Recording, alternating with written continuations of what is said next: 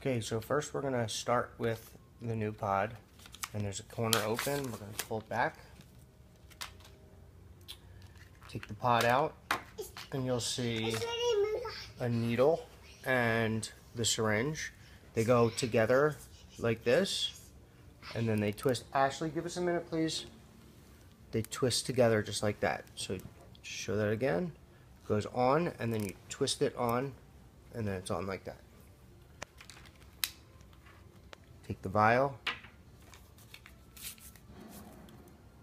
wipe the top off with some alcohol, and then take the top off of the needle like this. And then you want it, there's lines here. You want to bring the plunger down below the line, the minimum line, right around to 100, just to put some air in there. And then put it into the vial and push the air in. Turn it upside down. And bring the plunger back down to that same level where you're below the minimum line. One of the important parts about this is to try to get the bubbles out of there. So you want to just kind of flick it. You have to hold it with one hand like this and just flick it until you get most of the bubbles out, and then push up until you're right below that minimum line. You want to be in between min and 100. And you want to be below that with the actual bottom line of the syringe. Okay? Show that. So that line right there. Okay?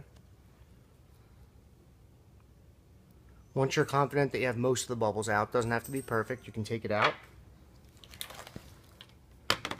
And then I usually put it down and screw it back on. Just leave it there for a second. Then you're going to turn on the PDM, and Ashley, give us a minute, and you're going to hit home, and that's going to bring you to this menu. You're going to scroll down to more actions and hit select.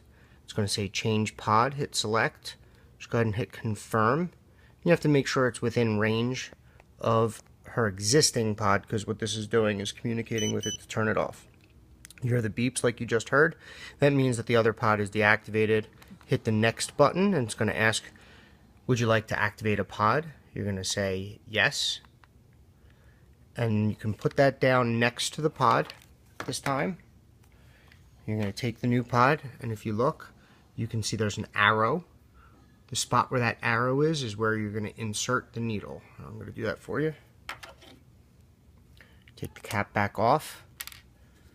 Insert the needle in, and you want to brace the pod a little bit because it is round at the bottom, so you want to make sure that when you push down it doesn't send the pod flying.